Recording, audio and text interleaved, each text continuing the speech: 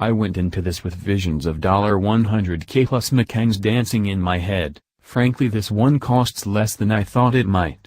It's got pretty much everything on it you could want, and I would have guessed the price was north of $100,000.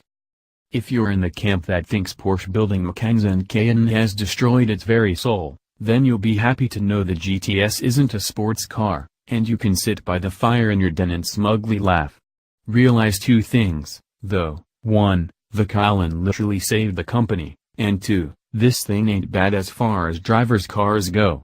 The AWD is rear-wheel biased, and, even in the slickish conditions, I couldn't tell when it was sending torque toward the front.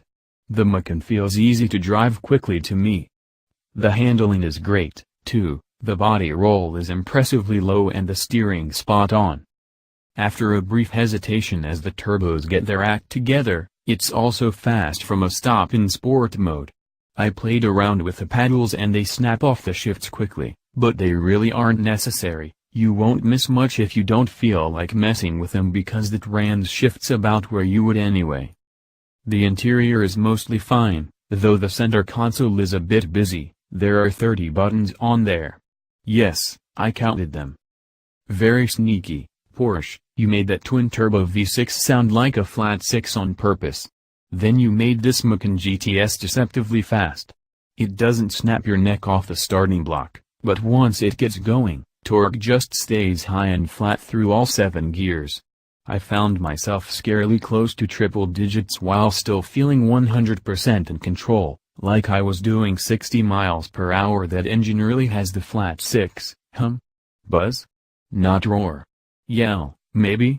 Also, like Porsche's flat engines, it doesn't sound great at idle. Speak for yourself, Jake, Ed. Like I said, it doesn't fling off the line, but once you get past 3,000 revolutions per minute or so, it flies. There's zero hesitation between gears with Porsche's PDK and, unlike Wes, I had a hell of time snapping gears up and down with the paddles. I thought the brakes weren't as linear as I would have liked, and they went down a little far, too. Granted, some of it is the nature of test cars, but sometimes when I got to the stopping point of the pedal, I had to give it some extra force to scrub off that last 10 miles per hour. Kinda weird, but the Macan seems to like being hammered on. I bet it would make quite an entertaining track car, crossover body be damned. Steering is light but quick. Not R8 or Alpha quick, but it's still very sharp. It'll still dice up traffic at well over the posted speed, and the whole package feels nimble from the driver's seat. Inside, the seats are heavily bolstered, good for my narrow frame, but you do have to hop over the side bottom bolster to get in. I love Alcantara trim, especially on the steering wheel. Not only does it keep warm in the winter, it just feels good in the hand. I haven't said this in a while, but I still wonder how that would hold up over 10 years of sweat and use. The radio, nav worked perfectly and connected to my iPhone immediately with Apple CarPlay. Thankfully you can use the native navigation system while still using Play. Some cars don't allow that. I still love the clock in the analog center and the huge panoramic roof.